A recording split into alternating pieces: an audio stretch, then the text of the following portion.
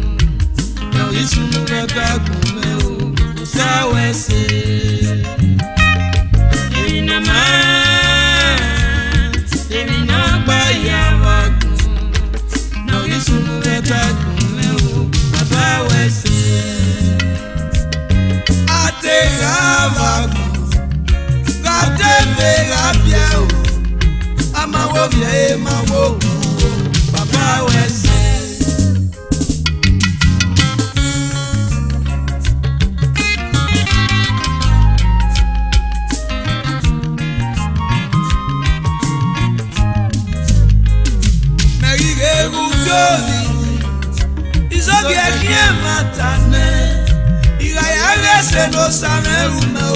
papá wese.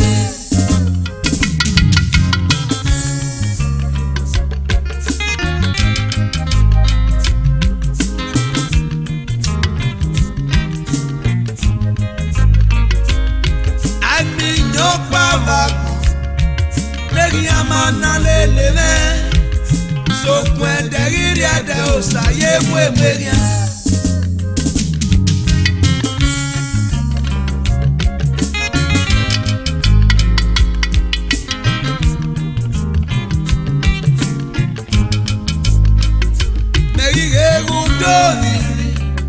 Izogi ekie matane Iga ya wese no sane uno Papa wese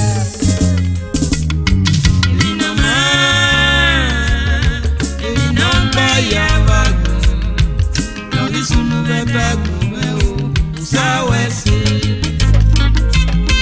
Evinama Evinamba yabagu Evinamba yabagu ya cuando so puede ir a dar quiero ser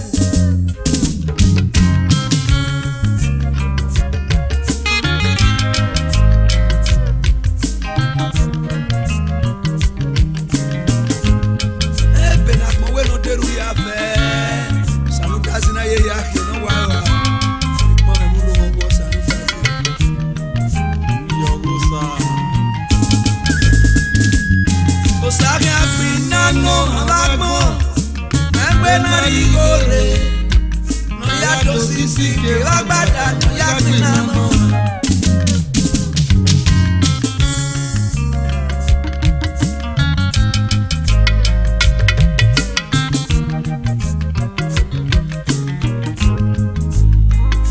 Osaga pinano abagmo Mbena rigore